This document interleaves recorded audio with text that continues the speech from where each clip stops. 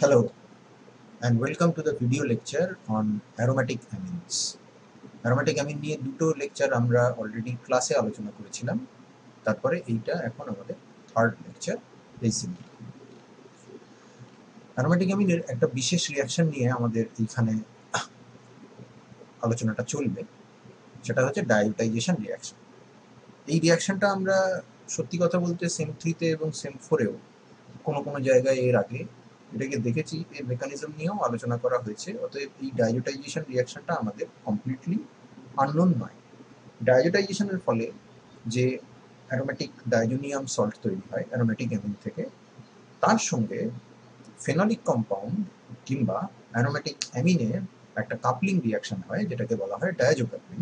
আমরা মোস্টলি এই লেকচারটাতে সেটার উপর ফোকাস করব, কিন্তু সেখানে যাওয়ার আগে ডায়োটাইজেশনটা একবার আমরা ঝালিয়ে নেব। অ্যারোমেটিক কম্পাউন্ডের নাইট্রেশন করা যায়, সেখান থেকে অ্যারোমেটিক নাইট্রো কম্পাউন্ড বানানো সম্ভব। সেই নাইট্রো কম্পাউন্ডের ডিফারেন্ট কন্ডিশনে রিডাকশন করে তাকে অ্যামিনে কনভার্ট করা যায় এবং এইভাবে আমরা প্রাইমারি অ্যারোমেটিক অ্যামিন বানাতে পারি। তাকে যদি NaNO2 দিয়ে অ্যাসিড মিডিয়ামে ট্রিট করা হয় লো টেম্পারেচারে, এই NH2 নাইট্রোসেশন হয়ে তারপর সেখান থেকে নানা রকমের টটোমেরিক চেঞ্জ ইত্যাদি হয়ে অ্যারোমেটিক ডায়োনিয়াম সল্ট জিনিসটা তৈরি হয়। এখানে effective electrophile in the reaction medium সেটা হচ্ছে NO+। এবার এই NO+টা NO2 মাইনাসের সঙ্গে রিয়াকশন করে N2O3 তৈরি করতে পারে, বা HNO2 ইটসেলফ প্রোটনেটেড অবস্থায় NO+ কে সাপ্লাই করতে পারে। যেটাই হোক না কেন, এখানে মিডিয়ামে একটা নাইট্রোসোনিয়ামের সোর্স আছে এবং অ্যারোমেটিক অ্যামিন সেটা অ্যাম্বিডেন্ট নিউক্লিওফাইল, নাইট্রোজেনের থ্রু দিয়ে অ্যাটাক করাটা কাইনেটিক্যালি ফেভারেবল। তার কারণ সেটা হলে অ্যারোমেটিসিটি নষ্ট হয় না, সেখানে এন নাইট্রোসো ডেরিভেটিভ তৈরি হবে। এই এন নাইট্রোসো ডেরিভেটিভ টটোমারিক চেঞ্জ করে অ্যাজিনল ডেরিভেটিভ দেবে, যেখানে অ্যাজিনলের ওইচটা প্রোটনেশনের পর নাইট্রোজেনের লোন পেয়ারের অ্যাসিস্ট্যান্সের মাধ্যমে লিভ করে গিয়ে তৈরি করবে অ্যারোমেটিক ডায়োনিয়াম সল্ট। এখন অ্যালিফেটিক কম্পাউন্ডের জন্য এই জিনিস সম্ভব, আমরা এটা দেখেওছি, কিন্তু অ্যালিফেটিক কম্পাউন্ডে এটা স্টেবল নয়। তার কারণ N2+ is an excellent living group and therefore it just wants to break away from this part of the molecule. Aromatic ring এর ক্ষেত্রে এই N2+টার সঙ্গে যেহেতু আমরা একটা কনজুগেশন করতে পারি aromatic রিংয়ে, which kind of develops a partial positive charge between the aromatic ring and the nitrogen of the diazonium, এই বন্ডটাকে ভাঙাটা এত সহজ নয়। এটা অ্যালিফেটিক অ্যামিনের থেকে ডিরাইভ ডায়োনিয়ামে এটা অত্যন্ত চট করে ভেঙে যায়, কিন্তু এখানে ওটা অত চট করে ভাঙে না। এই রিয়াকশনগুলো আমাদের জানা আছে। এর পরের স্লাইডটাও আমাদের কিন্তু চেনা, যে এই অ্যারোমেটিক ডায়োনিয়ামের সিনথেটিক ইউটিলিটি প্রচুর। এই N2+ কে সরিয়ে নানা রকমের জিনিস অ্যারোমেটিক রিংয়ে ইনস্টল করা যায় এবং অ্যারোমেটিক রিংকে ফাংশনালাইজ করার জন্য এই ডায়োনিয়াম সল্টের কেমিস্ট্রিটা is one of the very important process. এবং নানা রকমের পিকিউলিয়ার রিজিও সিলেক্টিভিটি অ্যাচিভ করার জন্য এই ডায়োনিয়াম সল্টকে ইউজ করে আমরা সেই কাজগুলোকে কার্যসিদ্ধি করতে পারি। যেমন মেটাব্রোমোটলুইন যদি বানাতে বলা হয়, আমরা এটা আগেও দেখেছি যে এটা এমনি বানানো সম্ভব না। ডায়োনিয়াম পড়ার সময় আমরা দেখেছি, আমরা ডায়োনিয়ামের কেমিস্ট্রি অলরেডি ডিসকাস করেছি, সেখানে আমরা দেখেছি যে এটাকে এমনি বানানো সম্ভব না, কারণ মিথাইল অর্থোপ্যারা ওরিয়েন্টিং, ব্রোমিনো অর্থোপ্যারা ওরিয়েন্টিং। তাহলে এখানে আমরা একটা ডামি অ্যামিনো গ্রুপ ইন্ট্রোডিউস করব, যেটা নাইট্রেশনের থ্রু দিয়ে তারপর রিডাকশনের থ্রু দিয়ে ইনস্টল করা হয়েছে। তারপর সেটাকে তার রিঅ্যাক্টিভিটি একটু কমানো হয়েছে এবং যেহেতু মিথাইলের থেকে NHAC অ্যাসিটাইলেশনের ফলে ডিরাইভড যে NHCOCH3 গ্রুপটা, তার অ্যাক্টিভিটি মানে তার অ্যাক্টিভেট করার ক্ষমতাটা বেশি, তাই ব্রোমিন যখন ইন্ট্রোডিউস করা হচ্ছে তখন NHAC রেসপেক্টে অর্থ পজিশনে ব্রোমিনেশন হলো। তারপরে এটাকে হাইড্রোলিসিস করে আমরা এটাকে NH2 করলাম, NH2টাকে আবার N2+ করলাম এবং তারপরে ওই জায়গাটায় একটা হাইড্রোজেন এনে ফেললাম বাই কপার ব্রোঞ্জ পাউডার দিয়ে। এই জিনিসগুলো আমরা এর আগে দেখেছি। মেটানাইট্রোটলুইন, সেটাও আমরা জানি যে নাইট্রেশন নাইট্রো কম্পাউন্ডের নাইট্রোবেনজিনের ফিল্ড আউট করা সম্ভব নয়। আবার তুমি যদি টলুইনের নাইট্রেশন করো তো মেটানাইট্রোটলুইন অত্যন্ত মাইনর কম্পাউন্ড হবে, মেজর প্রোডাক্ট হবে অর্থ, আর বেশ অনেকটা পরিমাণে প্যারাও তৈরি হয়। তাহলে সেখানেও সেই একই রকমভাবে একটা ডামি অ্যামিনো গ্রুপ ইউজ করে আমরা জিনিসটা করতে পারি। এগুলো আমাদের সব আগে দেখা, কিন্তু আজকের যেটা আলোচনার বিষয় সেটা হচ্ছে ডায়োজো কাপলিং। এই ডায়োজো কাপলিং রিয়াকশনটা যিনি প্রথম আবিষ্কার করেন তিনি একজন অর্গানিক কেমিস্ট কাম ব্রিউয়ার ছিলেন। ব্রিউয়ার মানে তিনি বেসিক্যালি বিয়ার তৈরি করতেন। তার নাম হচ্ছে জোহান পি ক্রিস। ওনার বহুদিন আগে, এই রিয়াকশনটা বহু পুরনো, ওনার অবজারভেশন ছিল যে এই যে ডায়োজোনিয়াম সল্টটা এটা ফিনল কিংবা অ্যারোমেটিক অ্যামিনের সঙ্গে কাপলিং করে এবং কাপলিং করে নানা রকমের কালার্ড কম্পাউন্ড দেয়, যেগুলোকে আমরা এখন বলে থাকি অ্যাজোডাই।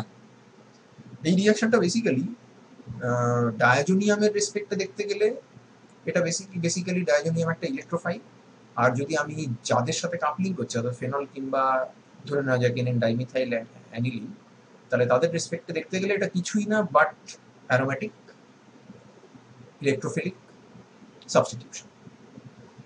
ঠিক যেরকম নাইট্রোসেশনে আমরা বলেছিলাম যে নাইট্রোসেশন অত্যন্ত অ্যাক্টিভেটেড অ্যারোমেটিক রিং ছাড়া হতে চায় না, বিকজ নাইট্রোস ওটা রেজোনেন্স স্টেবিলাইজড ইলেকট্রোফাইল। তো ডায়োজোনিয়ামও আমরা দেখছি যে সেটাও কিন্তু রেজোনেন্স স্টেবিলাইজড ইলেকট্রোফাইল, এবং এখানে যে মেজর কন্ট্রিবিউটার সেই মেজর কন্ট্রিবিউটারে কিন্তু অক্টেট সবার ফিল্ড রয়েছে। তাহলে এখানে রিয়াকশন করাটা এত সহজ নয়, তার জন্য তুমি যদি টলুইন বা এই ধরনের কোনো হাইড্রোকার্বন টাইপের কোনো কিছু নাও তাহলে সেই রিয়াকশন কিন্তু হবে না, কাপলিং রিয়াকশন হবে না, ওটা নট অ্যাক্টিভেটেড না। তার জন্য তোমাকে ফেনলিক কম্পাউন্ড ইউজ করতে হবে বা নাইট্রোজেন বেসড ফাংশনাল গ্রুপ, যাদের নাইট্রোজেন লোন প্যাট অ্যারোমেটিক রিং এর ভেতরে ঢুকে অ্যারোমেটিক রিং এর নিউক্লিওফিলিসিটি বাড়িয়ে দেয়, সেরকম হাইলি নিউক্লিওফিলিক সিস্টেম ইউজ করতে হবে।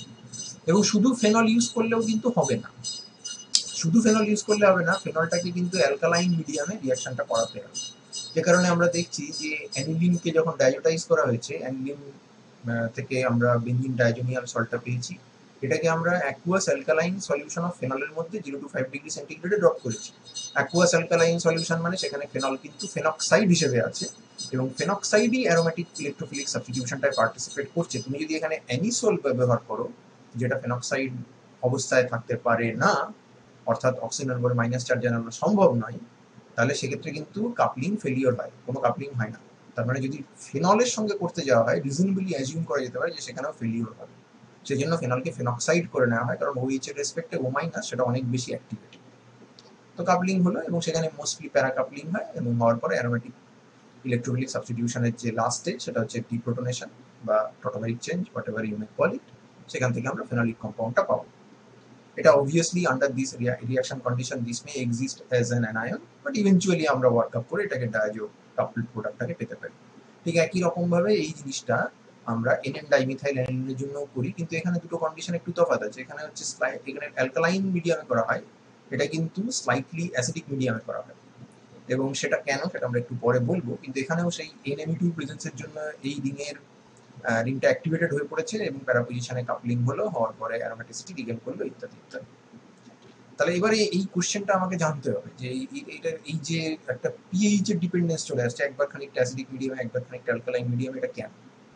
তো প্রথম কথা হচ্ছে, যদি আমি ডায়োনিয়ামের রেসপেক্টে ভাবি, সেখানে কিন্তু OH মাইনাসের কনসেন্ট্রেশন যদি বাড়ে, অর্থাৎ পিএইচ যদি খুব বেশি হয়, তাহলে ওর প্রবলেম আছে। কারণ প্রবলেম হলো যে এই তো নিজে একটা ইলেকট্রোফাইল, OH মাইনাস নিউক্লিওফাইল, তাহলে OH মাইনাস কিন্তু নিজে অ্যারোমেটিক রিং অ্যাটাক না করে OH মাইনাস এখানে অ্যাটাক করে ফেলতে পারে, এবং তাহলে অ্যাজিনল তৈরি হবে, যে অ্যাজিনলটা আবার ফার্দার এখান থেকে ডিপ্রোটনেটেড হয়ে গিয়ে করেসপন্ডিং কনজুগেট বেস তৈরি করতে পারে। এইসব যদি হয়ে যায় তাহলে কিন্তু তোমার ডায়োজো কাপলিং ফেলিওর হবে। অতএব ডায়োজোনিয়াম সল্টের রেসপেক্টে পিএইচ যত কম থাকবে তত ভালো, কারণ তাহলে সে অ্যাজিনলের দিকে যাবে না।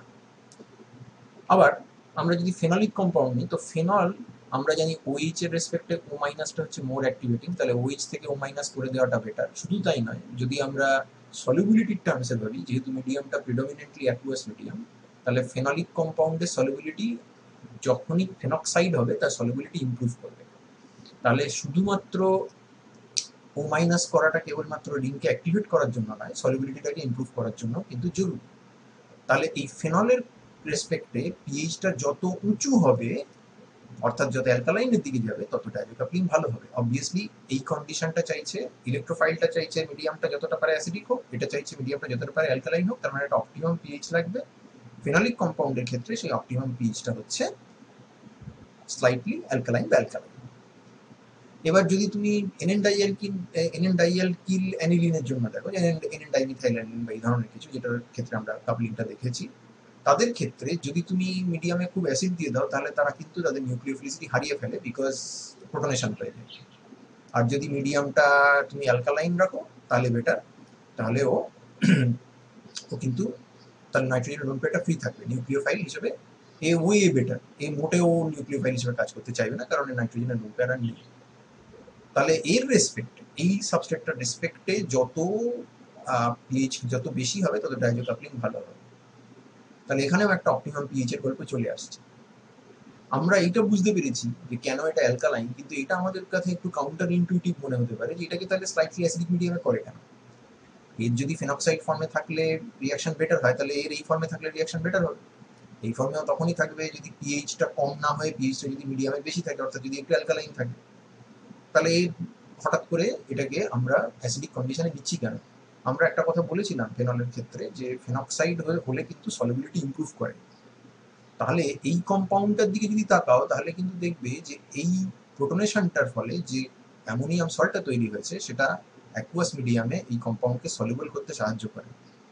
এটা মোর নিউক্লিওফিলিক আনডাউটেডলি, কিন্তু এর সলিবিলিটি এত পুওর যে আমরা একে দিয়ে প্র্যাকটিক্যালি কোনো রিয়াকশন করতে পারি না। একে ফার্স্টে সলিউশনে নিতে হবে, তার জন্য আমাকে স্লাইটলি অ্যাসিডিক সলিউশন বানাতে হয়, যাতে করে এটার একটা সিগনিফিক্যান্ট পোর্শন আয়নিক ফর্মে যায় এবং আয়নিক ফর্মে গিয়ে সলিউবল হয়ে যায় কম্পাউন্ডটা। এবার অবভিয়াসলি পুরোটা প্রোটনেটেড নয়, এটা is in equilibrium with the free amine salt, salt is in equilibrium with the free amine. এই ফ্রি অ্যামিনটা far far far more reactive than the ammonium salt. তাহলে এই রিয়াকশন করে খরচা হয়ে যাচ্ছে। লাশাতেলিয়ারের প্রিন্সিপাল অনুযায়ী ইকুইলিব্রিয়াম তাহলে ক্রমাগত এই রাইট হ্যান্ড সাইড থেকে লেফট হ্যান্ড সাইডের দিকে আসছে এবং খরচা হয়ে যাচ্ছে, আসছে এবং খরচা হয়ে যাচ্ছে। But to ensure that a significant amount of amine is present in the solution, you have to make the solution a little bit of acidic. তুমি যদি অ্যাসিডিক না করো, যদি প্রথম থেকে অ্যালকালাইন মিডিয়ামে রিয়াকশন করো, তাহলে সলিবিলিটি প্রবলেম হবে এবং ডায়াজো কাপলিং হবে না, কারণ ডায়াজোনিয়ামটা যেহেতু সল্ট সে কিন্তু জলে সলিবল হয়ে বসে থাকবে, আর এ সলিবল হবে না, তাহলে এ কিন্তু রিয়াকশন করতে পারবে না। কখন রিয়াকশন করবে? যখন তুমি একে একটুখানি অ্যাসিড দিয়ে সলিবল করে নেবে এবং সেখানে যে ডাইনামিক ইকুইলিব্রিয়ামটা থাকবে তার ফ্রি অ্যামিনটা রিয়াকশন করে ক্রমাগত খরচা হবে এবং ইকুইলিব্রিয়ামটা লেফট থেকে রাইটের দিকে বা রাইট থেকে লেফটের দিকে, এখানে যেরকমভাবে আঁকা আছে রাইট থেকে লেফটের দিকে শিফট করতে থাকবে এবং ইভেনচুয়ালি পুরোটাই কাপলিং হয়ে যাবে। তাহলে হোপফুলি তোমরা বুঝতে পেরেছো যে কেন দুটো কম্পাউন্ডের জন্য আলাদা আলাদা কন্ডিশন লাগছে। সলিবিলিটি ব্যাপারটা কিন্তু ইজ ভেরি ভেরি ভাইটাল।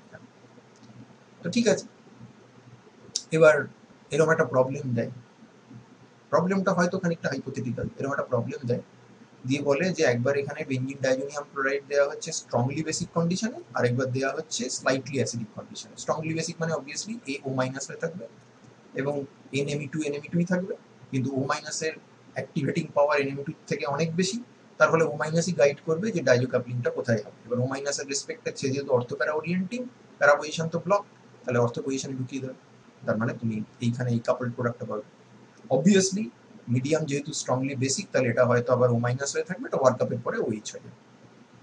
যদি মিডিয়ামটা স্লাইটলি অ্যাসিডিক থাকে তাহলে ফেনল ফর্মেই থাকবে, তার ফেনক্সাইড ফর্মে থাকার কোনো চান্স নেই, কারণ তার পিকে হচ্ছে অ্যাপ্রক্সিমেটলি 9-10-এর কাছাকাছি। তাহলে স্লাইটলি অ্যাসিডিক পিএইচ যদি রাখো 5.5-5-এর কাছে যদি পিএইচ থাকে, তাহলে কোনোভাবেই ও ফেনক্সাইড থাকবে না, ও পুরোটাই ফেনল হয়ে থাকবে। এবং ফেনলের তুলনায় তখন কিন্তু আবার NMe2 তার ইলেকট্রন ডোনেট করার ক্ষমতা বেশি, তার কারণ nitrogen is less electronegative than oxygen, therefore better donor towards carbon, ইলেকট্রনকে কার্বনের দিকে বেটার ডোনেট করতে পারে।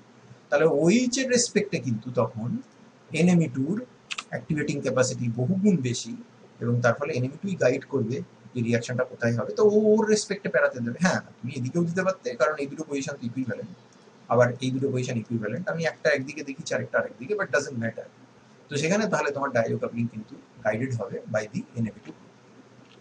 ওকে, এবার যদি তুমি ডায়াজো কাপলিং এর ইলেকট্রোফিলিসিটি, ডায়াজো কম্পাউন্ডের ইলেকট্রোফিলিসিটি প্রচন্ডভাবে বাড়িয়ে দাও, এক্সেপশনালি ইলেকট্রোফিলিক করে দাও, তাহলে তোমার অ্যারোমেটিক ক্রিম যেটা কাপল করবে ডায়াজোনিয়ামের সঙ্গে তার অ্যাক্টিভিটি অত নাও হলেও চলবে, ফেনক্সাইড না থাকলেও চলবে, NMe2 না থাকলেও চলবে।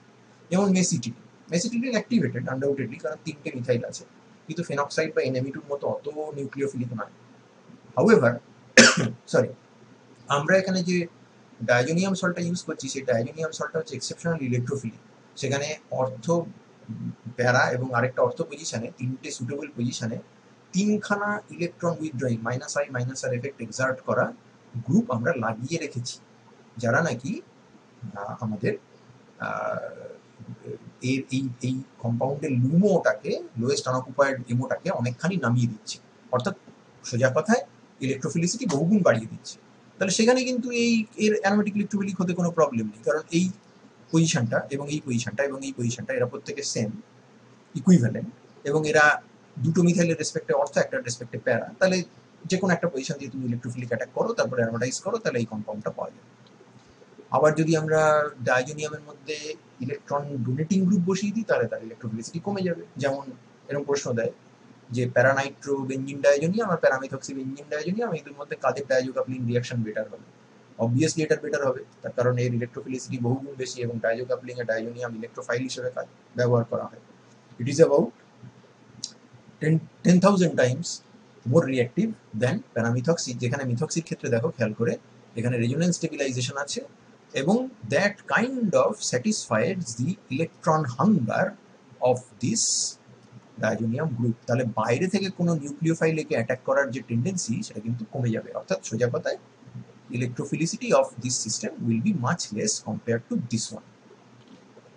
এবার এই যে অ্যারোমেটিক নিউক্লিয়াসের হাইলি রিঅ্যাক্টিভ হওয়ার যে ক্রাইটেরিয়া, যদি তুমি নর্মাল ডায়োজোনিয়ামের সঙ্গে জাস্ট বেঞ্জিন ডায়োজোনিয়ামের সঙ্গে রিঅ্যাকশন করো, সেটার একটা ইনডিরেক্ট প্রুফ আছে, সেটা আবার কোশ্চেন হিসেবে সেট করে। যেমন বলে যে বেঞ্জিন ডায়োজোনিয়াম ক্লোরাইডের সঙ্গে এনএন ডাইমিথাইল অ্যানিলিনের খুব ভালো কাপলিং হয়, কোনো অসুবিধা হয় না। কিন্তু এই এনএন ডাইমিথাইল অ্যানিলিনের জায়গায় যদি আমরা NN26 টেট্রামিথাইল অ্যানিলিন নিই, অর্থাৎ দুটো মিথাইল এনের ওপরে আর দুটো মিথাইল দুটো অর্থ পজিশনে 2 আর 6 নম্বর পজিশনে, তাহলেই কিন্তু কাপলিং ফেলিওর হয়, তখন রিয়াকশন হয় না। এটা দুভাবে ব্যাখ্যা করা যায়। একটা ব্যাখ্যা হচ্ছে যে এই নাইট্রোজেন যখন তুমি এনএন ডাইমিথাইল অ্যানিলিন নিয়েছো তখন এখানে দুটো হাইড্রোজেন আছে, স্টেরিক ক্রাউডিং খুব কম আছে, তার ফলে এই নাইট্রোজেনের উপরে যে লুম পেয়ার সেটা যে অরবিটালে আছে সেটা এর পি অরবিটাল বেঞ্জিন রিং এর পি অরবিটাল এর সাথে প্যারালাল হতে পারে এবং এখানে এই ডিলোকালাইজেশন হতে কোনো প্রবলেম নেই। এই ধরনের ডিলোকালাইজেশন হবে এবং ডিলোকালাইজেশন যদি হয় তাহলে তুমি এখান থেকে অবভিয়াসলি ডিলোকালাইজেশনটা ঠিকঠাক দেখানো হলো না, আরেকবার দেখিয়ে দিই। তুমি যদি ডিলোকালাইজেশনটা এইভাবে দেখাও তাহলে নাইট্রোজেনের লোন পেয়ার এখানে এসে পড়লো, এখানে গেল এবং এখান থেকে তুমি বেঞ্জিন ডায়োজোনিয়াম ক্লোরাইডের লুমোতে ট্রান্সফার করে দিতে পারো, কারণ ডায়োজো কাপলিং হবে। এখানে কিন্তু প্রবল স্টেরিক ক্রাউডিং আছে। স্টেরিক ক্রাউডিং থাকার ফলে কি হবে, NME2 group out of plane চলে যাবে। তার মানে এই নাইট্রোজেনের উপরে যে ব্লু পি অরবিটালটা আর কার্বনের যে রেড পি অরবিটালটা তারা সর্ট অফ প্যারালাল রইল না। যদি না থাকে তাহলে তার ফলে তুমি এখান থেকে তখন আর তুমি ডিলোকালাইজেশন করতে পারবে না। যদি ডিলোকালাইজেশন করতে না পারো তাহলে রিংটা ইলেকট্রন ডেন্স হতে পারছে না, তার মানে nitrogen basically minus I effect দেখাচ্ছে, প্লাস আর এফেক্ট দেখাতে পারছে না। তাহলে ইলেকট্রন ডিস্ট্রিবিউশনটা কিন্তু এখানে সম্পূর্ণ একরকম, এখানে সম্পূর্ণ অন্যরকম। এখানে NME2 গ্রুপটা নিজের প্লাস আর এফেক্ট দেখাতেই পারছে, তাহলে রিং নিউক্লিওফিলিক নয়, ডায়োজো কাপলিং হবে না। আরেকভাবে ব্যাখ্যা করা যায়, সেটা হচ্ছে যখন সিগমা কমপ্লেক্স তৈরি হয়ে গেছে তখন NME2 গ্রুপ কিন্তু সেই পজিটিভলি চার্জ সিগমা কমপ্লেক্সকে স্টেবিলাইজ করবে এবং স্টেবিলাইজ তখনই করতে পারবে যদি NME2 নাইট্রোজেনের যে লোন পেয়ার সেটা রিং এর মধ্যে ডিলোকালাইজ হতে পারে, অর্থাৎ নাইট্রোজেনের যে অরবিটালটাতে লোন পেয়ারটা আছে সেটা যদি ওই কার্বনের পি অরবিটালদের সঙ্গে প্যারালাল হয়। এবার এখানটায় যদি তুমি দুখানা মিথাইল রেখে দাও তাহলে প্লাস চার্জটা প্লাস আই এফেক্ট দিয়ে সামান্য একটু স্টেবিলাইজড হবে, কিন্তু NME2 গ্রুপের স্টেরিক হিন্ড্রেন্সের জন্য আউট অফ প্লেন চলে যাওয়ার ফলে নাইট্রোজেনের লোন পেয়ার দিয়ে যে স্টেবিলাইজেশন, যেটা মোর ইম্পর্টেন্ট প্লাস আর এফেক্ট, সেটা দিয়ে কিন্তু সিগমা কমপ্লেক্সকে স্টেবিলাইজ করতে পারবে না। এবং সিগমা কমপ্লেক্স যদি স্টেবিলাইজ না হয় তাহলে সিগমা কমপ্লেক্স তৈরি হওয়ার ট্রানজিশন স্টেটও ডিস্টেবিলাইজ, সেটা হাই এনার্জি, অতএব অ্যাক্টিভেশন এনার্জি খুব বেশি, সেটাকে ক্রস করা সম্ভব নয়, ডায়োজো কাপলিং ফেলিওর হবে। অতএব এটাকে দুভাবে ব্যাখ্যা করা যায়। একটা হচ্ছে আমরা রিঅ্যাক্ট্যান্টে লস অফ কনজুগেশন দিয়ে বোঝাতে পারি, আরেকবার আমরা সিগমা কমপ্লেক্সের ল্যাক অফ স্টেবিলাইজেশন দিয়ে বোঝাতে পারি। দুটো ক্ষেত্রেই অর্থ পজিশনে থাকা দুটো মিথাইল গ্রুপের সঙ্গে NME2 যে স্টেরিক হিন্ড্রেন্স সেটাই দায়ী এই ডায়োজো কাপলিংটা ফেলিওর হওয়ার জন্য। এরপরে আরেকটা কোশ্চেন, এর সাথে আবার আমাদের পুরনো একটা পড়া নিউক্লিওফিলিক সাবস্টিটিউশন, অ্যারোমেটিক নিউক্লিওফিলিক সাবস্টিটিউশনের একটা সম্পর্ক আছে। কোশ্চেনটা এরকম ভাবে দেয় যে প্যারাক্লোরো অ্যানিলিনের মধ্যে NNO2HBr দিয়ে ডায়োটাইজেশন করা হলো এবং করার পর তার মধ্যে স্লাইটলি অ্যাসিডিক কন্ডিশনে NN ডাইমিথাইল অ্যানিলিন দেওয়া হবে, তাহলে আমরা এক্সপেক্ট করবো যে এখানে N2 প্লাস হবে এবং এর মধ্যে যেহেতু আমরা এই কম্পাউন্ড দিয়েছি, এটা যেহেতু কোনো সেই ধরনের কোনো স্টেরিক ইত্যাদি কোনো প্রবলেম নেই, ইলেকট্রনিক এফেক্ট সব ঠিকঠাকই আছে, তাহলে প্যারাপোজিশনে কাপলিং হবে, আমরা এই কম্পাউন্ডটা পাবো, যেখানে আমাদের এই পার্টটা এসছে এইখান থেকে আর অবভিয়াসলি এই পার্টটা এসছে এইখান থেকে।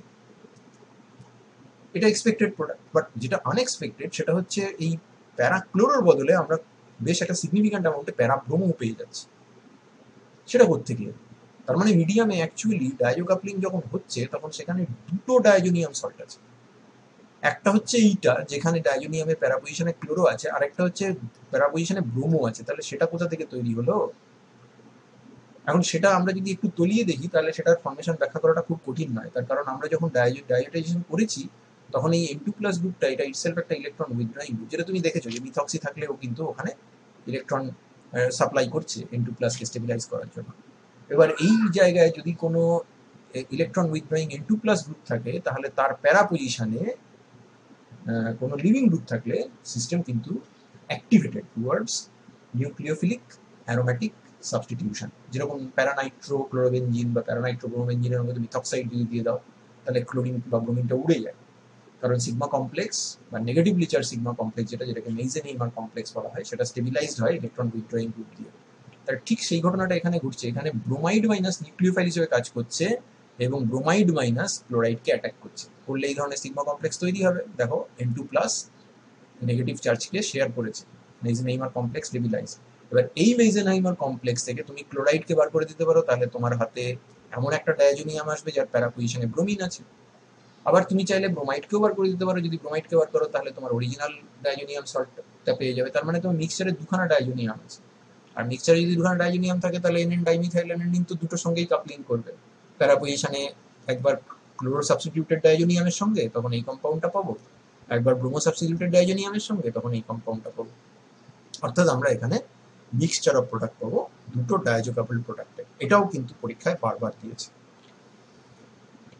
ওকে, এইবার আমরা একটা জিনিস পড়বো যেটা অ্যাকচুয়ালি তোমাদের সিলেবাসে নেই কিন্তু পরীক্ষাতে কোশ্চেন দিয়েছিল এবং সেটা এক্সপেক্ট করা হয়েছিল যে ছেলেরা এই কোশ্চেনের উত্তরটা লিখবে।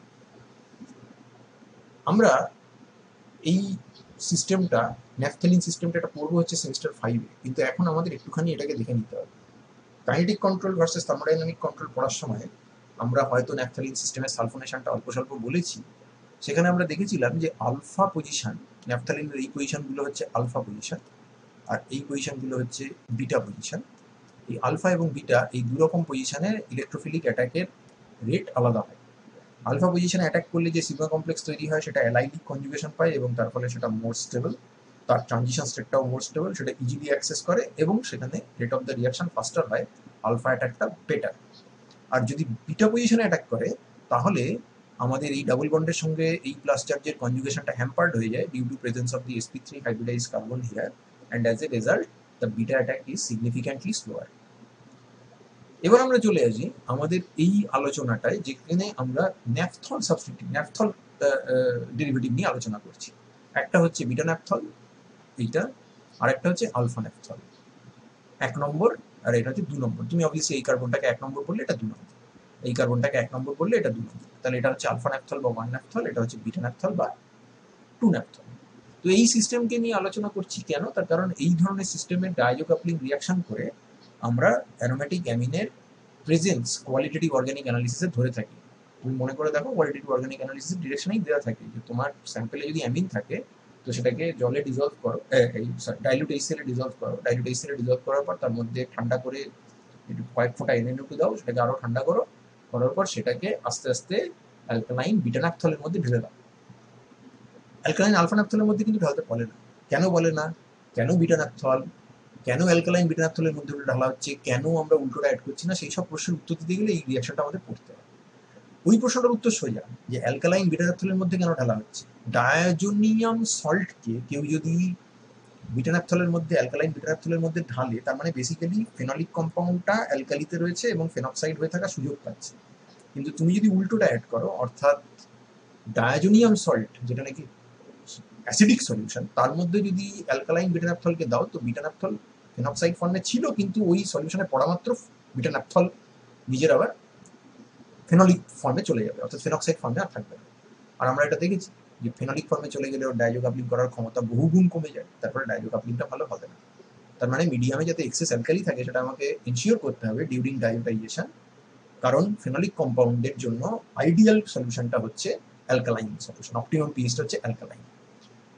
কিন্তু বিটা ন্যাফথল কেন, আলফা ন্যাফথল নয় কেন, তাহলে সেটার আমাকে ব্যাখ্যা দিতে হবে। তার আগে আমরা দেখি যে এই ধরনের সিস্টেমে তো দুটো বেঞ্জিন রিং আছে বলে ভাবা যায়, তাহলে কোন রিংটাতে সাবস্টিটিউশন হবে। এখানে ব্লু কালার দিয়ে হাইলাইট করা রিংগুলোতে সাবস্টিটিউশন হচ্ছে যেখানে ওইচ আছে সেটাতেই, কারণ ওইচ তার প্লাস আর এফেক্ট সেই রিংটাতেই দেখাবে যেখানে সে যে রিংটাতে সে নিজে যুক্ত আছে, অতএব সিগমা কমপ্লেক্সটা সেখানে সে স্টেবিলাইজ করবে, পাশের রিংটাতে সে স্টেবিলাইজ করতে পারবে না অতটা এফেক্টিভলি, তাহলে এই দুটো রিংয়ে হবে না, ওইচ যেখানে আছে সেখানেই হবে।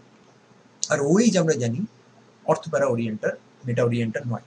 তাহলে আমরা যদি এবার ওইচের রেসপেক্টে পজিশনগুলোকে আইডেন্টিফাই করি তাহলে অর্থ মেটা প্যারা নাম দেবো, আবার ন্যাফথালিন সিস্টেমের রেসপেক্টে সেগুলো আলফা বিটা নাম হবে। আমরা জানি আলফাটা মোর ফেভারেবল এবং অর্থ এবং প্যারা এটাও মোর ফেভারেবল। তাহলে দেখা যাক ওইচের রেসপেক্টে এটা হচ্ছে ইপসো, এটা হচ্ছে অর্থ, এটা হচ্ছে অর্থ, এটা হচ্ছে মেটা, এটা হচ্ছে প্যারা, এবং তার মধ্যে আবার এটা হচ্ছে আলফা, এটা হচ্ছে বিটা, এটা হচ্ছে বিটা। তার মানে ওইচের রেসপেক্টে যদি ফেভারেবিলিটি ধরতে হয় তাহলে এই সব জায়গায় রিয়াকশন হওয়া উচিত, এইখানটায় রিয়াকশন হওয়া উচিত। আর ন্যাফথালিনের রেসপেক্টে যদি ফেভারেবিলিটি ধরতে হয় তাহলে এইখানটায় রিয়াকশন হওয়া উচিত। তার মানে basically naphthalene system as well as which, তাদের দুজনের কম্বাইন্ড এফেক্টে রিয়াকশনটা কিন্তু এই পজিশনে হবে, which is the basically C4। আর যদি আমরা এই সিস্টেমটার জন্য দেখি তাহলে ওইচের রেসপেক্টে এটা হচ্ছে অর্থ, মেটা, প্যারা, মেটা, অর্থ, ইপসো। তো প্যারা পজিশনে রিয়াকশন হওয়ার কোনো চান্সই নেই, কারণ সেখানে অ্যারোমেটাইজেশন সম্ভব নয়। তাহলে দুখানা অর্থ পজিশন পড়ে রইল, তার মধ্যে একটা পজিশন হচ্ছে আলফা আর একটা পজিশন হচ্ছে বিটা। তাহলে আমরা জানি যে ন্যাফথালিন সিস্টেমে আলফাটা মোর ফেভারেবল, তাহলে যদি আলফাটা মোর ফেভারেবল হয় তাহলে ওইচের রেসপেক্টে অর্থ এবং ন্যাফথালিনের রেসপেক্টে আলফা, তাহলে এই পজিশনে অর্থাৎ C1 পজিশনে কিন্তু কাপলিং হওয়ার কথা, এবং তাই হয়। এটা প্যারা আলফা, এটা হচ্ছে অর্থ আলফা, তাহলে ওখানে এখানে এটাই কাপলিং হলো, এখানে এটাই কাপলিং হলো, এবং এইখানে যদি কাপলিং হয় তাহলে বুঝতে পারছি এখানে ইন্ট্রামলিকুলার হাইড্রোজেন বন্ডিং হবে, এখানে সেটা হবে না। তার ফলে অনেকগুলো ঘটনা ঘটবে। এই ইন্ট্রামলিকুলার হাইড্রোজেন বন্ডিং যদি হয় তাহলে এই হাইড্রোজেনটা বেসিক্যালি এখানে হাইড্রোজেন বন্ডিং আটকে পড়ে আছে, এই হাইড্রোজেনটাকে চট করে খেয়ে বের করে দেওয়া মুশকিল, কোনো বেস এটাকে চট করে খেতে পারবে না, তার মানে এই হাইড্রোজেনের অ্যাসিডিটি কমে গেছে। অন দি আদার হ্যান্ড এই হাইড্রোজেনটা কিন্তু ফেয়ারলি অ্যাসিডিক, তার কারণ এখানে কনজুগেট বেসটা রেজোনেন্স স্টেবিলাইজড হবে এবং এখানে কোনো ইন্ট্রামলিকুলার হাইড্রোজেন বন্ডিং নেই। তার মানে এটার সল্ট হিসেবে থাকার সম্ভাবনা খুব বেশি, এটা প্রবাবলি সল্ট হিসেবে থাকবে না, এবং এদের প্রত্যেকেরই একটা বড় হাইড্রোফোবিক পার্ট আছে, তার ফলে এদের ইনহেরেন্ট টেন্ডেন্সি থাকবে অ্যাকুয়াস মিডিয়াম থেকে প্রেসিপিটেট পড়ে যাওয়ার, যদি না সল্ট ফর্মেশন করে থাকে। তো সল্ট ফর্মেশন এখানে ভালো হবে না, এখানে ভালো হবে, তাহলে এর সলিউশনে থেকে যাবে এ প্রেসিপিটেট ফেলে দেবে, এবং প্রেসিপিটেট যদি ফেলে দেয় তাহলে চেঞ্জটা অনেকটা মানে খুব ভালো ডিসার্নেবল আমরা চেঞ্জ দেখতে পাবো, যে একটা সুন্দর রেড বা অরেঞ্জ প্রেসিপিটেট পড়লো, এর ক্ষেত্রে কিন্তু আমরা হয়তো প্রবাবলি সলিউশনের কালার চেঞ্জ দেখতে পাবো। তাহলে এটা আমাদের চোখে ভালো করে ধরা পড়ে, সেই জন্য এটাকে ইউজ করে। ফেনল কেন ইউজ করে না? ফেনল ইউজ করে না তার কারণ হচ্ছে তুমি যদি ন্যাফথালিন নিয়ে ইউজ করো তাহলে ন্যাফথালিনের রেজোনেন্স এনার্জি অ্যাকচুয়ালি ফেনলের রেজোনেন্স এনার্জির থেকে ডাবলের থেকে কম। ন্যাফথালিন সিস্টেমের রেজোনেন্স এনার্জি হচ্ছে 61 কিলো ক্যালোরি পার মোল, আর বেঞ্জিনের হচ্ছে 36। অ্যারোমেটিক ইলেকট্রোফিলিক সাবস্টিটিউশনের প্রথম স্টেপে অ্যারোমেটিসিটি নষ্ট করতে হয়, তার মানে বেঞ্জিনের ক্ষেত্রে তোমার 36 কিলো ক্যালোরি পার মোল এনার্জি স্যাক্রিফাইস করতে হবে। আর ন্যাফথালিন সিস্টেমের জন্য একটা জায়গায় একটা সিস্টেমে তুমি একটা বেঞ্জিন নিয়ে তুমি অ্যারোমেটিসিটি নষ্ট করছো, ধরে নাও এর রেজোনেন্স এনার্জি হচ্ছে 61, তাহলে যখন সিগমা কমপ্লেক্স তৈরি হয়েছে তখন এই দিকের রেজোনেন্স এনার্জিটা নষ্ট হয়ে গেছে, কিন্তু এখানে এখনো একটা বেঞ্জিন রিং কিন্তু পড়ে আছে, তার মানে 36 কিলো ক্যালোরি পার মোল রেজোনেন্স এনার্জি তুমি রিটেন করেছো, শুরু করেছিলে 61 দিয়ে, রিটেন করেছো 36, তার মানে তোমার লস হচ্ছে 25 kilo calorie per mole. On the other hand তুমি যদি এটা ফেনল নিতে তাহলে পুরো 36ই তোমার যেত, কারণ ফেনলের সিগমা কমপ্লেক্সে কোনো অ্যারোমেটিক রিং আর অবশিষ্ট নেই। ন্যাফথালিনের সিগমা কমপ্লেক্সে কিন্তু একটা অ্যারোমেটিক রিং অবশিষ্ট আছে, এবং মোস্ট ইম্পর্টেন্টলি ন্যাফথালিনের starting resonance energy is not twice that of benzene. যদি ওটা 72 হতো, 61-এর জায়গায় যদি 72 হতো তাহলে তখন কিন্তু তোমার ওই 36 কিলো ক্যালোরি লস হতো, কিন্তু যেহেতু এর রেজোনেন্স এনার্জি ডাবলের থেকে কম তাই তোমার লসটা অনেক কম হবে, 25 হবে। আর আরেকটা পয়েন্ট হচ্ছে যে ফেনলের যে হাইড্রোফোবিক পার্ট সেটা একটা বেঞ্জিন রিং দিয়ে তৈরি, ন্যাফথলের হাইড্রোফোবিক পার্ট সেটা দুটো বেঞ্জিন রিং, দুটো 6 মেম্বার রিং দিয়ে তৈরি, তাহলে তার হাইড্রোফোবিক পার্টটা অনেক বড়, তাহলে সেখানটায় প্রেসিপিটেট পড়াটা মোর লাইকলি। আর বিটা ন্যাফথল আলফা ন্যাফথল তো আমরা আগেই বললাম, এখানটায় এটার হাইড্রোজেনের অ্যাসিডিটি কম, সল্ট হিসেবে থাকার টেন্ডেন্সি কম, প্রেসিপিটেট পড়ার টেন্ডেন্সি বেশি। কেন এখানে এই এই কার্বনে কেন অ্যাটাক হচ্ছে, এইখানে কেন এই জায়গায় অ্যাটাক হচ্ছে না, বা কেন এই জায়গাটাতে অ্যাটাক হচ্ছে, এটা পার্শিয়াল বন্ড ফিক্সেশন দিয়েও ব্যাখ্যা করা যায়, কিন্তু তার মধ্যে আমরা এখন ঢুকছি না, আমরা এটাকে ওই আলফা বিটা এবং অর্থ প্যারামিটার এইভাবে ব্যাখ্যা করলাম। এবার আমরা চলে আসি আমাদের ডাইজো কাপলিং রিয়াকশন শেষ হয়ে গেছে। এবার আমরা চলে আসি finally secondary tertiary aromatic amine. Secondary বা টারশিয়ারি অ্যারোমেটিক অ্যামিন আমরা তৈরি করার জন্য বহুবিধ টেকনিক রয়েছে, আমরা 2-4টে এখানে হাইলাইট করব। NH2 এর উপরে যদি তুমি একটা অ্যালকাইলেটিং এজেন্ট দাও, নেপে চুপে অ্যালকাইলেটিং এজেন্ট দিলে এন অ্যালকিল অ্যানিলিন তৈরি হবে। যদি বেশি করে দেওয়া হয় তাহলে এন ডাই অ্যালকিল অ্যানিলিন তৈরি হবে। তো যেমন এখানে মিথানল দেওয়া হয়েছে 1.2 ইকুইভ্যালেন্ট অ্যাসিডিক মিডিয়ামে, মিথানলটাই হচ্ছে সোর্স অফ মিথাইল। তার মানে এখান থেকে আমরা এন মিথাইল অ্যানিলিন পাচ্ছি। যদি এক্সেস ইউজ করো তাহলে এন ডাইমিথাইল অ্যানিলিন পাচ্ছি। আরেকটা রিঅ্যাকশন আমরা জানি, সেটা হচ্ছে এস্টুইলার-ক্লার্ক মিথাইলেশন। সেটা বেসিক্যালি একটা রিডাকটিভ অ্যামিনেশনের মতো। সেখানে ফর্মালডিহাইড 1 ইকুইভ্যালেন্ট আর হাইড্রাইড ডোনার এজেন্ট হিসেবে যদি ফর্মিক অ্যাসিড ইউজ করা হয় তাহলে এন মিথাইল অ্যানিলিন পাবো, এক্সেস CH2O ইউজ করলে এন ডাইমিথাইল অ্যানিলিন পাবো। এটা আমরা অ্যালিফ্যাটিক অ্যামিনের জন্য দেখেছি। এস্টুইলার-ক্লার্ক মিথাইলেশন এটা আমাদের দেখা আছে, নিউকার্ট রিঅ্যাকশন, এইগুলো আমরা দেখেছিলাম। ঠিক তেমনই আমরা যদি এখানে রিডাকটিভ অ্যামিনেশন করার সময় রিডিউসিং এজেন্ট হিসেবে হাইড্রোজেন প্ল্যাটিনাম ইউজ করি, এক্সেস CH2O ব্যবহার করছি, সেখানে তৈরি হয়েছিল এই ধরনের একটা কোনো কম্পাউন্ড, তারপর সেখান থেকে রিডাকশন হয়েছে, তারপর সেখান থেকে আরো ফার্দার মিথাইলেশন হয়েছে। ফলে আমরা এই ধরনের রিঅ্যাকশনগুলো কিন্তু পেতে পারি রিডাকটিভ অ্যামিনেশনের থ্রু দিয়ে, যেটার একটা ভেরিয়েশন হচ্ছে এস্টুইলার-ক্লার্ক। অ্যামাইড ফর্মেশন করে তার রিডাকশন করেও তৈরি করা যায়, যেমন এন মিথাইল অ্যানিলিন কিংবা অ্যাসিটানিলাইড। এন মিথাইল অ্যানিলিনের মধ্যে তুমি অ্যাসিটিক অ্যানহাইড্রেট দাও, তাহলে এন এর উপর নাইট্রোজেনের উপর লোন পেয়ার আছে এবং এখানে কোনো ইলেকট্রন উইথড্রয়িং গ্রুপ কিছু নেই, তাহলে এখানে অ্যাসিটাইলেশন হলো, এখানে তৈরি হলো এন মিথাইল অ্যাসিটানিলাইড। ভালো কথা। এটাকে যদি লিথিয়াম অ্যালুমিনিয়াম হাইড্রেট দিয়ে রিডাকশন করা যায় তাহলে এইখানটায় সি ডাবল বন্ডেড ওর জায়গায় এটা CH2 হয়ে যাবে, CH2 হয়ে যাবে এবং এখান থেকে আমরা ওয়াটার দিয়ে ওয়ার্ক আপ করে নিলে আমরা এখান থেকে মিথাইল অ্যানিলিন পেয়ে যাবো। রাইট। এখন এই একই জিনিসকে আমরা কিন্তু একটু অন্যভাবে অ্যাক্সেস করতে পারি। আমরা এখানে মিথাইল ইনস্টল করার পরে এখানে COMe ইনস্টল করেছি। যদি প্রথমে COMe ইনস্টল করা যায় তারপরেও মিথাইল নিয়ে আসা যায়, সেখানে এই নাইট্রোজেনটার উপরে যে হাইড্রোজেনটা আছে সেটাকে একটা স্ট্রং বেস দিয়ে খেতে হবে। সেটাকে খেয়ে নিলাম, বেসটা খেয়ে নিল, খেয়ে এখানটায় মাইনাস হয়ে গেল, তারপর মিথাইল হাইড্রেট দিয়ে দাও, কারণ বেসিক্যালি মিথাইলেশন রিয়াকশন করলে, তারপরে রিডাকশন করলে। তো নানা রকম ভাবে এগুলোকে অ্যাক্সেস করা যায়। এরপর যেটা আছে সেটা পরীক্ষাতে মাঝে মধ্যে এই টিপিক্যাল কম্পাউন্ডগুলো দিয়ে না কোশ্চেন দেয়। কিরকম কম্পাউন্ড? সেটা হচ্ছে ডাইঅ্যামিন, অর্থাৎ ফেনিলিন ডাইঅ্যামিন, অর্থাৎ রিংয়ের ভেতরে দুটো NH2 আছে। তো একটা হতে পারে অর্থোফেনিলিন ডাইঅ্যামিন, যেটা হচ্ছে 1,2 ডাইঅ্যামিনো বেঞ্জিন।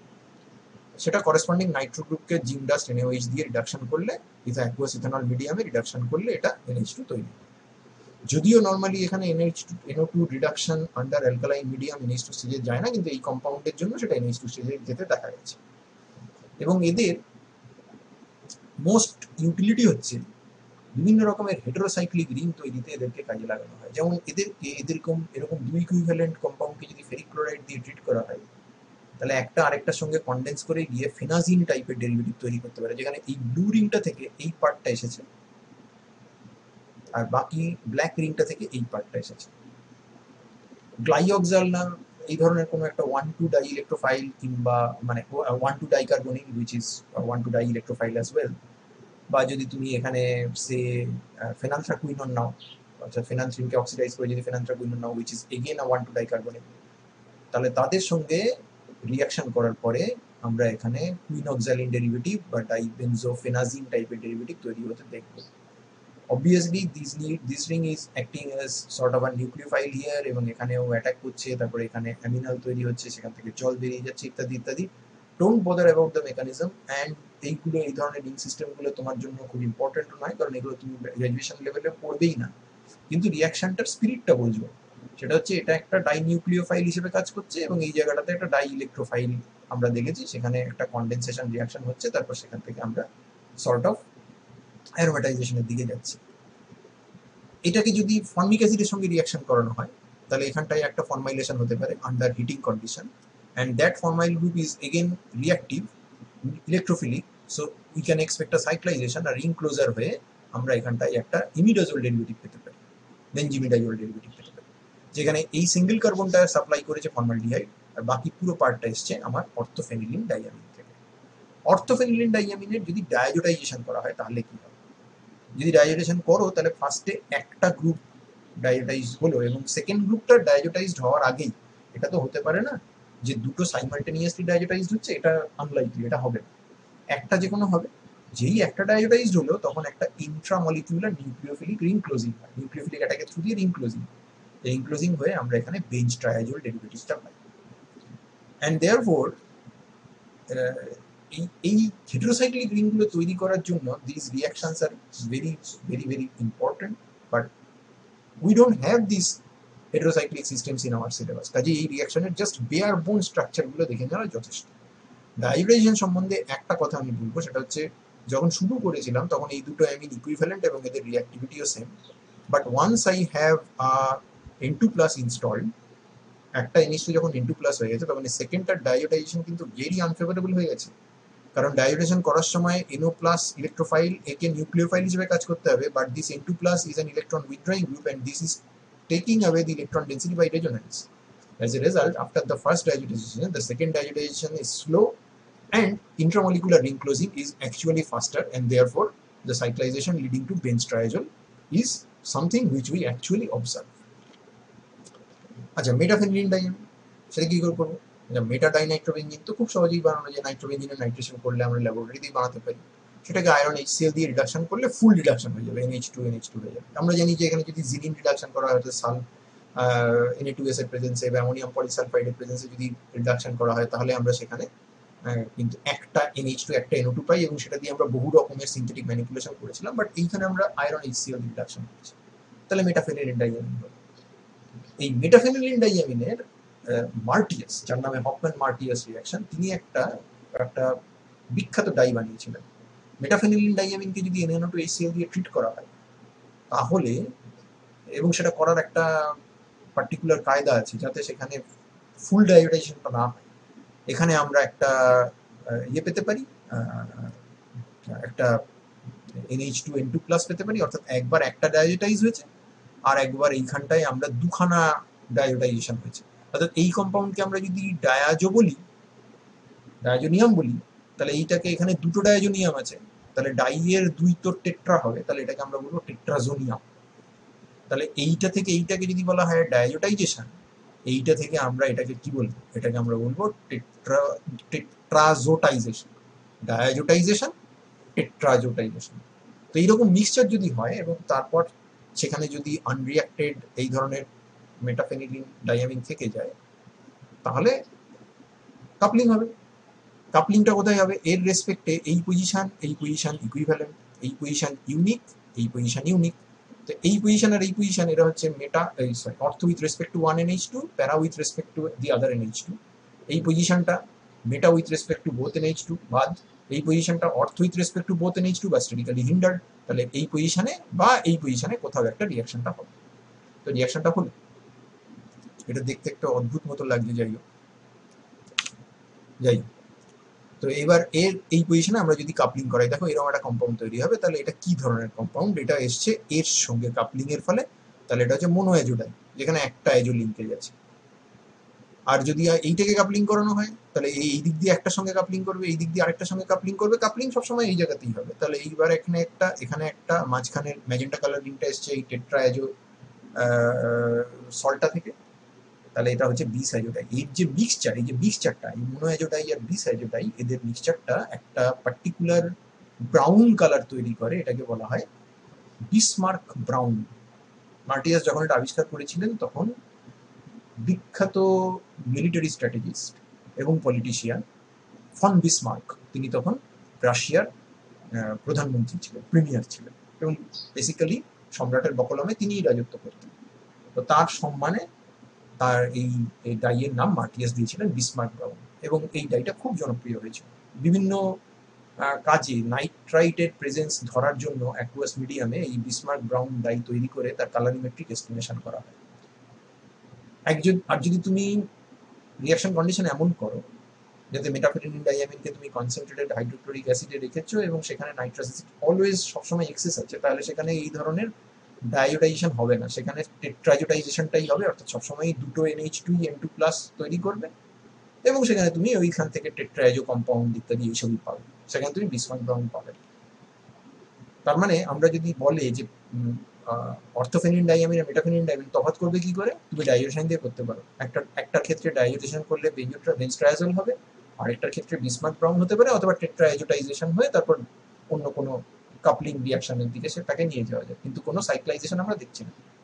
প্যারাফেনিলিন ডাইয়ামিন তৈরি করার টেকনিকটা একটু অদ্ভুত। প্যারাফেনিলিন ডাইয়ামিন অ্যাকচুয়ালি তৈরি করে ফার্স্টে ডায়াজো কাপলিং রিয়াকশন করে NH2 সঙ্গে N2 প্লাস Cl মাইনাস, এবং এই জন্যই যখন অ্যানিলিনের যখন ডায়োটাইজেশন করে তখন কিন্তু ডেলিভারেটলি এক্সেস HCl ইউজ করে।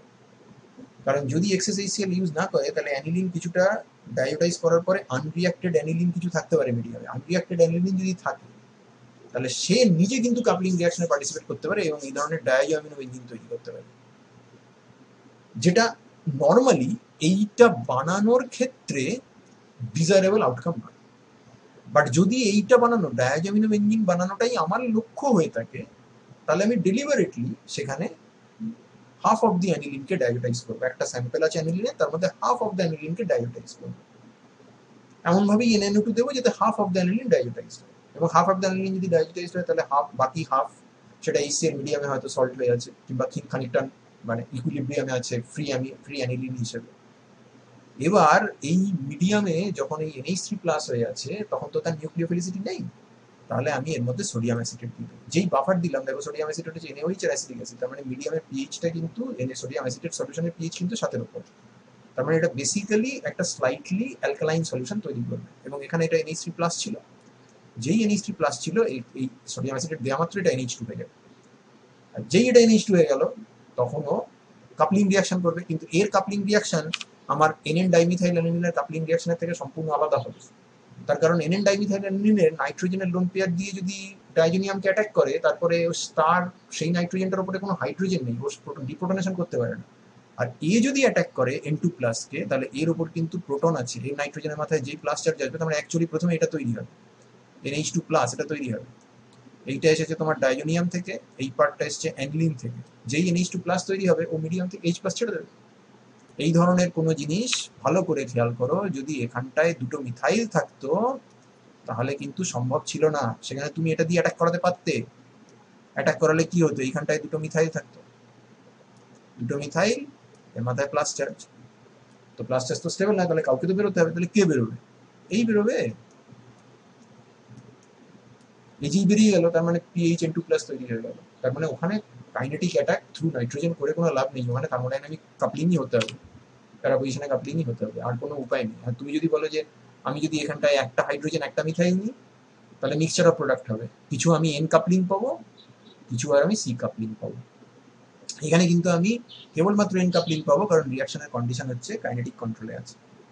তাহলে প্রথমে KCP তৈরি হলো ডায়াজো অ্যামিনো বেঞ্জিন। এবার এই ডায়াজো অ্যামিনো বেঞ্জিনকে যদি তুমি HCl দিয়ে ওয়ার্ম করো, এটা আমরা পরে পড়বো, N-আজো থেকে C-আজো রিঅ্যারেঞ্জমেন্ট, তখন এই কম্পাউন্ডটা তৈরি হয়ে যায় অ্যাজ ইফ এই পুরো গ্রুপটা মাইগ্রেট করে এখানে চলে যায়। আমরা ক্লেইজেন ফ্রাইস পড়ছিলাম না, যে সাইড চেন থেকে মাইগ্রেট করে অ্যারোমেটিক রিংয়ের ভেতরে ঢুকে যায়। এবং খেয়াল করে দেখো, যদি এ প্রথমেই সি কাপলিং করতো তাহলে এই প্রোডাক্টটাই তৈরি হতো, তাহলে কিন্তু এই প্রোডাক্টটাই তৈরি হতো, অ্যামিনো অ্যাজোবেঞ্জিন এটাই তৈরি হতো। তার মানে এটাকে আমরা বলতে পারি যে এটা যদি KCP হয় তাহলে এটা হচ্ছে TCP, এবং আমরা জানি যে KCP কে যদি রিয়াকশন কন্ডিশনে রেখে টেম্পারেচার বাড়িয়ে দাও তাহলে TCP হয়ে যায়, তাই করেছে। HCl মিডিয়ামে রেখেছে, মিডিয়ামে তো HCl ছিলই, ডায়োটাইজেশনের সময় ওয়ার্ম করেছে, ওয়ার্ম করে এটা বানিয়ে নিয়েছে, এই কম্পাউন্ডটা তৈরি হয়েছে। এটা কেন TCP, এটা কেন TCP, তার কারণ কনজুগেশন আছে, এক্সটেন্ডেড কনজুগেশন আছে, সেটা সেরকম কোনো এক্সটেন্ডেড কনজুগেশন এখানে নেই, বরঞ্চ NN বন্ড আছে যেগুলো আর কি কম্পাউন্ডকে ডিস্টেবিলাইজ করে দিচ্ছে। এখানে NN বন্ড আছে একটা, এখানে NN বন্ড দুটো আছে, এখানে CN বন্ড আছে which is more stable than NN bond, extended conjugation আছে, কিন্তু এটা কাইনেটিক্যালি কন্ট্রোল প্রোডাক্ট। কেন, তার কারণ এইটা যদি ডিরেক্টলি এটা তৈরি করতে হয় তাহলে এই রিং এর অ্যারোমেটিসিটি ডিস্টার্ব করতে হবে, সেটা চাইবে না। তার থেকে বেটার হচ্ছে এই নাইট্রোজেন দিয়ে অ্যাটাক করো। এই নাইট্রোজেন দিয়ে অ্যাটাক সবাই করতে চায়, এখানে NME2 দিয়ে থাকলে সেও করতে চায়, কিন্তু তার কোনো ফেট নেই। অ্যাটাকটা হওয়ার পরে ডাইজোনিয়াম সুসুর করে বেরিয়ে যাবে, কারণ আর কোনো প্রোটন নেই ওখানে ছেড়ে দেওয়ার মতো। কিন্তু এ কিন্তু প্রোটন আছে, এর ওপর প্রোটন আছে, তাহলে এই করবেই রিয়াকশন। তাহলে আমরা এটা বানালাম, এই ডায়াজো অ্যামিনো থেকে অ্যামিনো অ্যাজোবেঞ্জিন, এটা তৈরি করার যে মেকানিজম সেটা আমরা পরে দেখবো। সেখানে আমাদের রিঅ্যারেঞ্জমেন্ট রিয়াকশনের মধ্যে N-আজো থেকে C-আজো রিঅ্যারেঞ্জমেন্ট পড়তে হবে। তাহলে এই জিনিসটা তৈরি হলো, তৈরি হওয়ার পরে এটাকে একটা রিডিউসিং এজেন্ট দাও, সোডিয়াম ডাইথায়োনাইড বা এই ধরনের কোনো একটা রিডিউসিং এজেন্ট দিয়ে ট্রিট করলে এখানে এনএন বন্ড ক্লিভ করে গিয়ে এখান থেকে আমরা প্যারাফিলিন ডাইয়ামিন তৈরি করতে পারি। তার মানে প্যারাফিলিন ডাইয়ামিন তৈরি করার একটা টেকনিক হচ্ছে অ্যানিলিন নাও, তাকে হাফ ডায়োটাইজ করো, হাফ ডায়োটাইজ করার পর তার মধ্যে সোডিয়াম অ্যাসিটেট দাও যাতে অ্যানিলিন সেলফ কাপলিং করে, অর্থাৎ অ্যানিলিন থেকে ডিরাইভ ডায়োনিয়াম বাকি অর্ধেক অ্যানিলিনের সাথে কাপলিং করে, এনএন কাপলিং হবে, তারপর সেটাকে সিএন কাপলিং এ কনভার্ট করো by warming with HCl, then reduce it. এবং যদি আমাদের এই ধরনের এনএন কাপলিং বন্ধ করার দরকার হয়, যদি অ্যানিলিন থেকে কেবলমাত্র এই জিনিসটা বানানোর দরকার হয়, তাহলে ওই জন্য মিডিয়ামে সবসময় এক্সেস HCl রাখা হয় ডায়োডাইজেশন করার সময়। কারণ অ্যানিলিন যাতে কোনোভাবে, যদি আমি এক্সেস HCl না রাখি, ধরো আমি 0.75 ইকুইভ্যালেন্ট HCl দিলাম, তার মানে 0.25 ইকুইভ্যালেন্ট অ্যানিলিন কিন্তু ফ্রি আছে। এবার সেই 0.25 অ্যানিলিন তার মধ্যে যদি NaNO2 দেওয়া হয়, তাহলে মিডিয়ামে যেই মাত্র N2+ তৈরি হবে, এই ফ্রি অ্যানিলিনটা কিন্তু তার সাথে রিয়াকশন করে কাপল টাপল করে এইসব হয়ে যাবে। এবার আমার লক্ষ্য যদি এইটা বানানো হয়, তাহলে এটা আমার কাছে নিউইসেন্স। আর যদি আমার এইটা বানানোর লক্ষ্য হয়, তাহলে আমি ডেলিভারেটলি এমন NaNO2 দিয়েছি যাতে রিয়াকশনে হাফ ইকুইভ্যালেন্ট অ্যানিলিন ডায়োটাইজড হয় এবং আমার বাকি রিয়াকশনটা আমি এই সোডিয়াম অ্যাসিটেট দিয়ে বাকি হাফ অ্যানিলিনটাকে কাপলিং করে দিতে পারি। এবারে প্যারাফেনিলিন ডাইয়ামিনকে যদি তুমি ডায়োটাইজ করো, তাহলে সেখানে টেট্রাইজোটাইজেশন হবে, but at the same time এখানে দুটো NH2 যেহেতু প্যারা পজিশনে 1,4 পজিশনে আছে, এখানে একটা সিগনিফিক্যান্ট অ্যামাউন্টের প্যারাবেঞ্জোকুইনন তৈরি হতে দেখা যায়, যেটাকে অ্যানালিসিস করে প্রমাণ করা যায় যে আমার স্টার্টিং মেটেরিয়ালটাতে দুটো NH2 গ্রুপ কিন্তু 1,4 পজিশনে ছিল। মেটাফেনিলিন ডাইয়ামিনের ক্ষেত্রে ডায়োডেশন করে আমরা বিসমার্ক ব্রাউন ডাই পাচ্ছি, প্যারাফেনিলিন ডাইয়ামিনের ক্ষেত্রে আমরা টেট্রাইজোটাইজেশন পাচ্ছি এবং প্যারাবেঞ্জোকুইনন তৈরি হচ্ছে, আর অর্থোফেনিলিন ডাইয়ামিনের ক্ষেত্রে আমাদের সাইক্লাইজেশন লিডিং টু বেঞ্চ ট্রায়াজোল। তাহলে এই জিনিসটা ভালো করে বুঝে নাও, বারবার করে শুনে নাও, কেন এখানে এক্সেস HCl ইউজ করা হয়, কেন এখানে সোডিয়াম অ্যাসিটেট দেওয়া হচ্ছে, এই সমস্ত জিনিসগুলো আমাদের কোশ্চেন আসে, পরীক্ষায় আসে। আর এই A-নাইজো থেকে C-আইজো ট্রান্সফরমেশন, এই জিনিসটা আমরা যেটা আমরা বললাম already, we will discuss it in our rearrangement section. You will see this reaction again, but you are having a preliminary idea about these reactions at this point. So I hope this thing has made sense to you. The concepts has been made clear. Listen to the video lecture carefully and follow up with these study materials. Thank you for your patience, and I will see you in the next one.